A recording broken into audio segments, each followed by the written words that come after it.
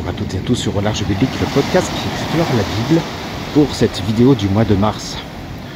Ne cherchez pas celle de février, je ne l'ai pas tournée, je ne l'ai pas enregistrée pour des raisons mineures, je vous rassure, de santé et aussi de contenu. Nous nous retrouvons pour ce mois qui va concerner deux sujets principaux.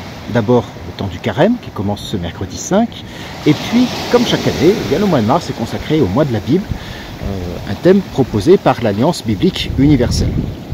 Ce ne sont pas deux sujets différents, deux sujets incompatibles, bien au contraire. Nous sommes toujours invités à relier parole de Dieu et carême.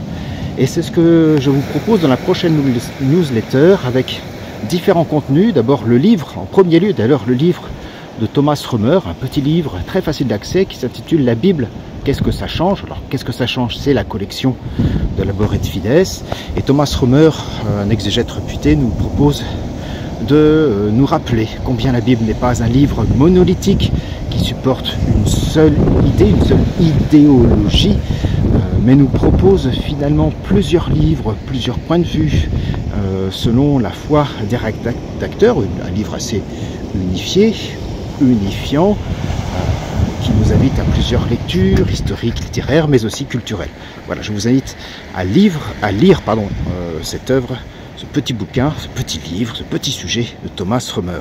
Et puis je vous mettrai également d'autres liens sur un article de Famille Chrétienne sur le boom des podcasts bibliques, sur l'émission de Loyola Café, présentée notamment ici par Alain de Boudemange, qui parle de son cours Jésus de l'histoire, Jésus selon l'évangile, qui rejoint le thème de la série que nous avons entrepris au mois de décembre, les évangiles. Et puis un autre lien vers RCF National sur le b.a.-ba du christianisme à propos du carême. Voilà, je ne vous en dis pas plus, vous retrouvez tout cela dans la newsletter. Pour le podcast, nous allons conclure véritablement ce destin de Rebecca avec le grand chapitre conclusif, le chapitre 27, qui va nous emmener dans un grand retournement de situation, un plot twist cinématographique quasiment, qui va un peu bouleverser notre point de vue sur l'histoire et le destin de Rebecca, de ses enfants et notamment de Jacob. Une série que va conclure, et j'en suis heureux, Noémie Maréjon. Vous la connaissez, elle nous avait déjà permis de mieux saisir la manière dont certains pâtres, hommes, femmes, présentaient la figure de Judith.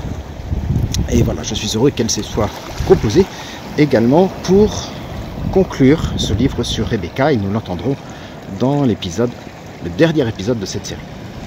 Voilà pour ce qui concerne ce mois de mars. Je vous dis à très bientôt sur Au Large Biblique, et on se retrouve pour, je l'espère, la vidéo du mois d'avril qui nous proposera le sujet suivant.